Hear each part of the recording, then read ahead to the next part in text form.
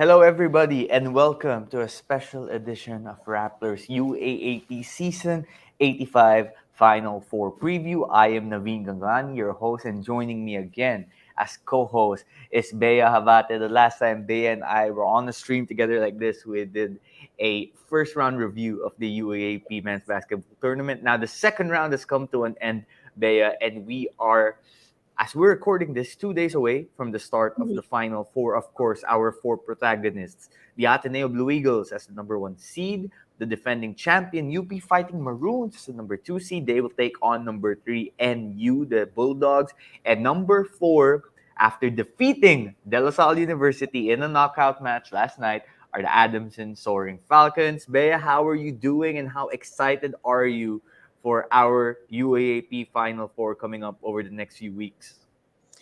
Actually, I was watching the game last night with my friends, and then we were all just chatting and watching it asynchronously, and we are also hyped. I guess that's the keyword for it. Hyped for what's in store in the coming weeks for the finals. We're not sure who's going to be competing, but it's something really exciting for all of us. Absolutely. Competition, that's the word right there, right?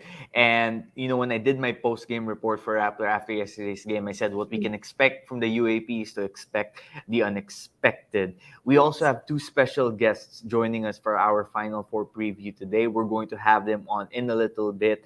And if you're fans of the UAP over the last few years, well, you're going to enjoy hearing what they have to say.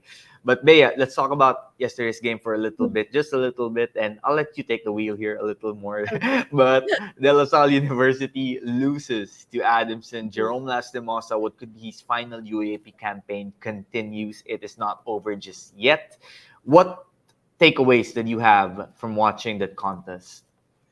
Well, I'd say coming into this game, I asked some of my friends and people who they think would win and like what their thoughts are with this game. And then a lot of them said that they feel like it's going to be a close match. And it really Mm. was until the end, it was a close match. But I guess this game also proved how Jerome Lastimosa is arguably, like a lot of people have been saying it, but arguably the best point guard this season. He makes the shots when needed.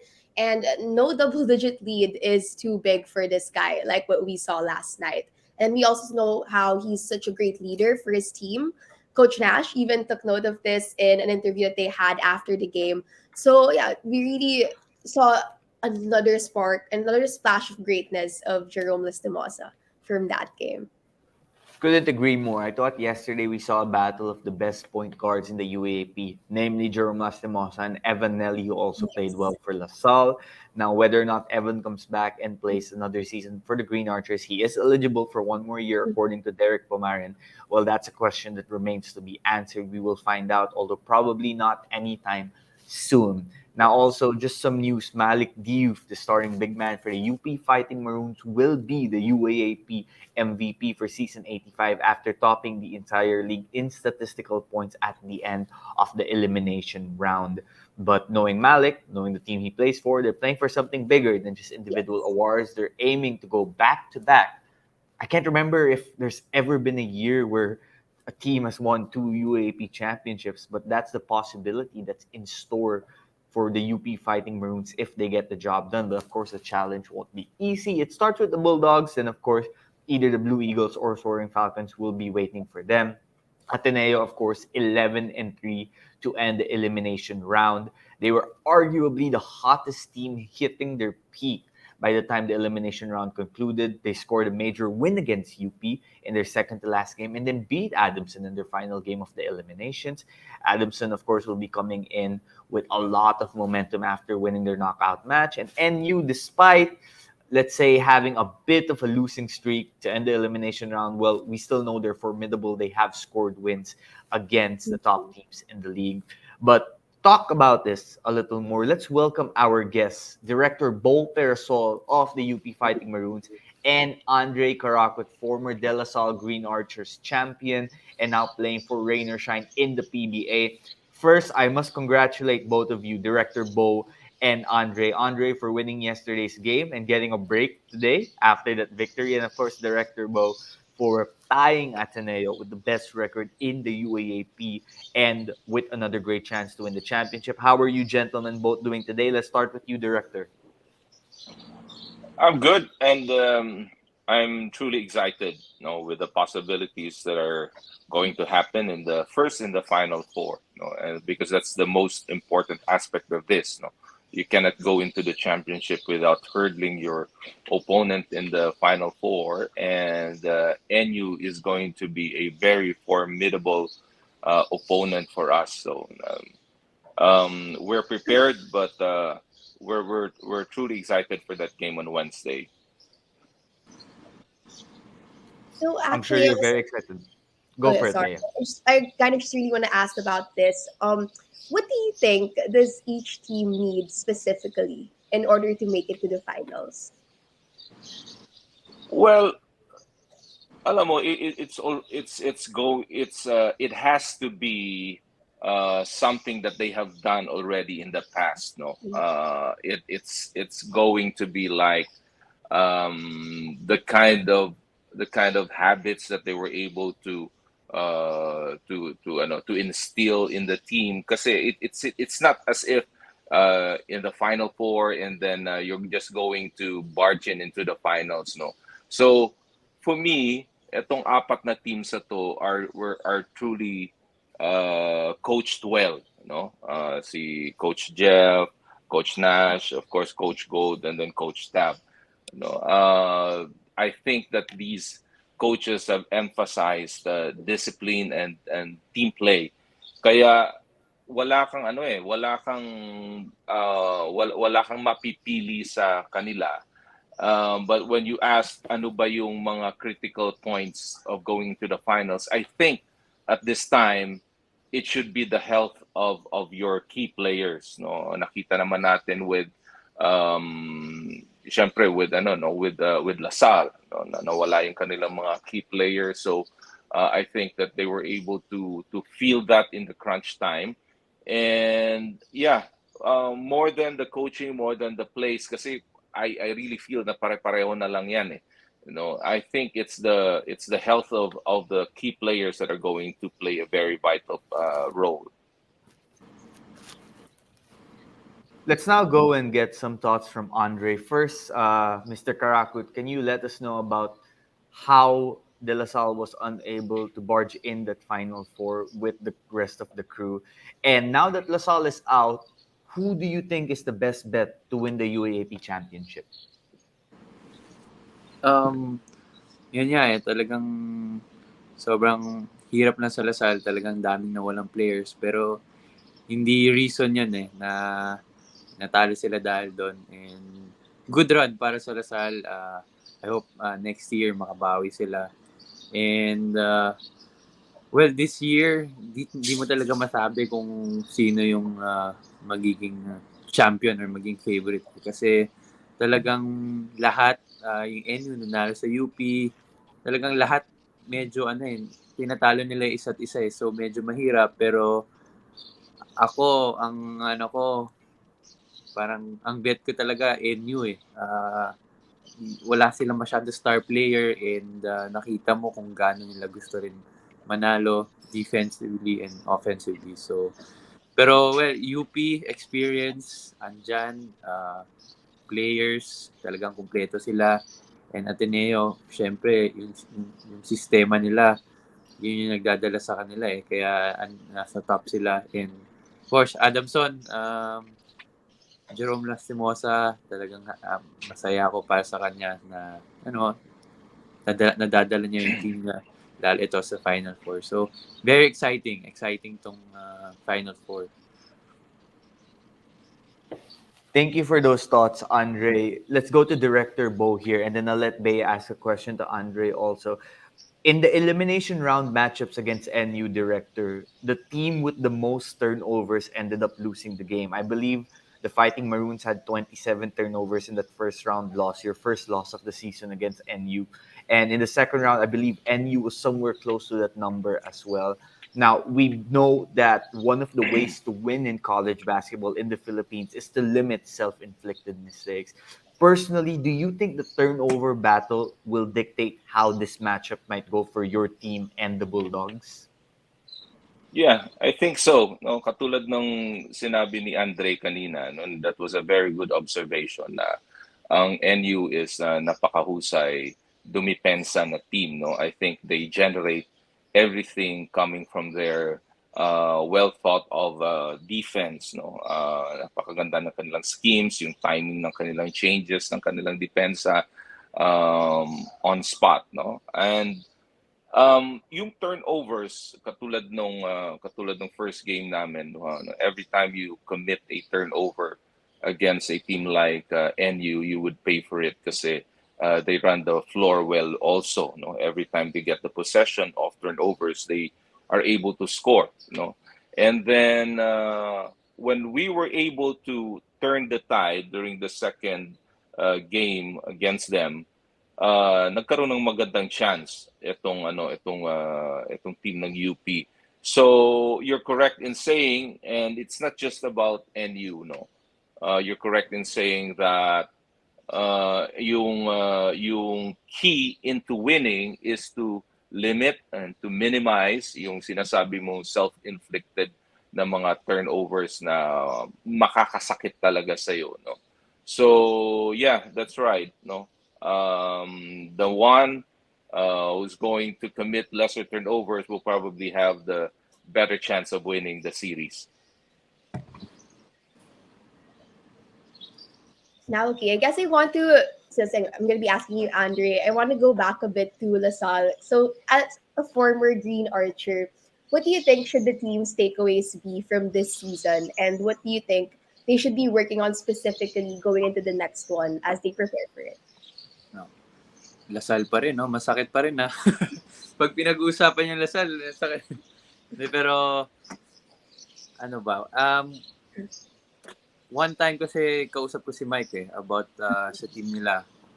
And during my time kasi, talagang health yung kailangan alagaan mo Kasi sabi nga ni Director Bo, ni Coach Bo, na importante yung health. So, siguro yung takeaway nila, talagang alagaan nila yung sarili nila. And yun, para mas may kompleto sila pagdating sa game. Talagang proper diet, kailangan mag-lift para iwas injury, mga ganun. At siguro for the mga rookies, sophomores, marami silang natutunan, yung experience, malaking bagay yun na nakakalaro na sila. Hopefully next year mas madagdagan pa nila yung naging performance nila this season, and malaking bagay sa kanila yun, malaking bagay para sa mga bata na kahit papaano nakapaglaro sila, may mga big moments din sila sa ibang games may napanalo rin sila. So ayun, talagang work hard, tuloy lang yun.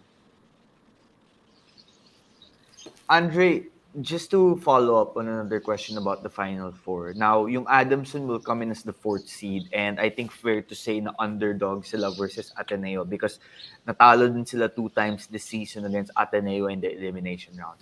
Pero let's say you're talking to an Adamson fan. Ano yung reason why that Adamson fan should be confident na the Falcons have a chance to defeat the Blue Eagles? Lahat ng confidence siguro nasa kanila na dapat, kasi kung isasabi ko sa fan, nung una pa lang parang wala silang chance Parang hindi mo nga masabi na kaya nilang pumasok sa Final Four kasi bad start sila ng season. Pero ngayon, ayun, napatunayan nila na nasa Final Four sila. And alam mo, bilog ang bola and talagang yung Adamson, masisipag naman sila, and yung kaya nila outwork yung Ateneo. So yun yung magiging puhunan nila, and yung confidence nila, madadala naman nila sa Final Four, and nothing to lose kasi wala nag-expect sa kanila. So nakikita ko sa Adamson, nag-enjoy lang sila, and ayun, All right. So now for you, Director Bo, given that UP has a shot at defending their championship, what do you think makes this team special? Well, it's the answer to that is connected, no? Katulad ng sabi mo, we're given the chance to be back-to-back champions. But then again, um, yung mga matagal na sa basketball, especially yung mga sanay manalo, they all know na ang pinakamahirap depensahan ay yung championship, no? Yung going back-to-back. Kasi first time mo nag-champion, and then although nandun yung mga players before, kasi when you're aiming for the first championship, everyone is hungry, everyone is trying to prove something, no? But when you've done it already and you wanted to go back to back, you have to deal with a lot of issues na, no? Maraming bagay ka nang iisipin kasi nag-champion ka na, no? Yung alam ni Andre yan, yung pakiramdam mo, kaya mo na lahat. You have this sense of swag na sometimes it can go good and it could go bad, and then every opponent that you're going to have, hindi ka na babaliwalain, no? When before, parang ilalagay ka lang sa tabi ng isip nila, so ngayon when you go up against the champions, talagang pinaghahandaan mo yung kalooban ng kalaban mo, talagang gusto kang talunin, no? To the second question about yung what was the second question again, Bea? What do you think makes this team special? Well, that's also the answer to that, kasi sila yung sila yung mga nagbigay din ng first championship again for a long while sa UP, and to be extra special, sinabi kanina ni Naveen na ito yung pagkakataon mo na to win. I don't know if this is going to happen again, no, na magkaroon ng pagkakataon to win two championships in 1 year. That is something special also for the team, to achieve. And I think that this team has what it takes to go back to back. When I say they have what it takes, they need to dig deeper, to use everything that they have to defend this crown. Iba yung ilalaro mo pa eh. Iba yung pinag-uusapan natin na they have what it takes to win this, because that's a fact. That's a fact that they can. If you're just going to look at it, they can win this, but it's different when you play it already. Director Bo, just to follow up on what you just said. Now, I agree.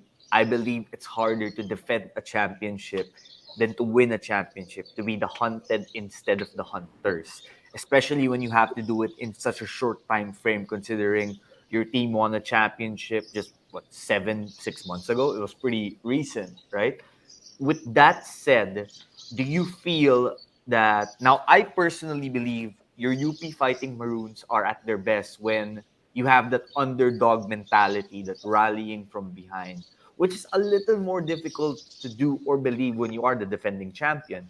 But do you still see that same gusto, that same spirit, underdog spirit in your Fighting Maroons now as defending champions, like you did when you were trying to unseat Ateneo from the crown? Well, that's what makes it doubly difficult, Naveen, kasi you needed to you need to transform that mindset, to transform that psyche, that you're not the underdogs anymore. So ngayon, ikaw yung kanina, talking about those words, being the hunted and the hunter, ikaw yung ngayon eh, you should be the one who's going to be defending that crown. Yun yung nasa isip mo. But it's not easy to do that, no? Especially with young guys like our players, kasi nagsisimula pa lang yan. Sa PBA, sa pros, medyo mahabang experience ng winning ng maraming mga players, so na-experience na nila. But then again, for us, that is difficult to do, to have that, to reverse that mindset na hindi ka underdog ngayon. Ikaw yung hunter, ikaw yung didepensa, ikaw kukunin mo, didepensahan mo yung crown mo. So that's what makes it doubly difficult for us. But I think nasa players na yan, because Coach Gold has a very good way of explaining it to our team in that line. Yung pag-iisip namin should play a very important role into our quest for that championship again. All right. Thank you so much, Director. Now for you, Andre, before we cap this off, which Final Four matchup are you most excited for, and who are your players to watch? Ano ba? Siguro UP and NU. Yun yung mas excited ako, inaabangan ko. Kasi underdog tong NU and UP. Yun nga, galing championship, and alam mo naman, gagaling ng mga players nila. Star players from hanggang bench sila, ang gagaling eh. So, yung NU kasi natutuwa akong maglaro eh. Kasi, actually wala talaga akong kilala sa NU. Natutuwa ako na ang dami palang magagaling doon na alam mo yung performance nila parang wow eh. Parang hindi mo in-expect sa kanila eh. Kasi hindi ko pa nga sila nakikita. And, yun. Defensively, and yan, maganda laban yan. Both teams. So, yan. Excited. Now, before we let you go, though, I would appreciate it if both of you can finish this sentence. Let's start with Andre, then we'll have Director Bo answer. The UAAP Season 85 champion will win the championship because ... Complete the sentence. Let's start with you, Andre. Sorry na di ko na nag-chop. The UAAP Season 85 champion will win because that. The So basically, UAP, ano yung reason that the champion will win?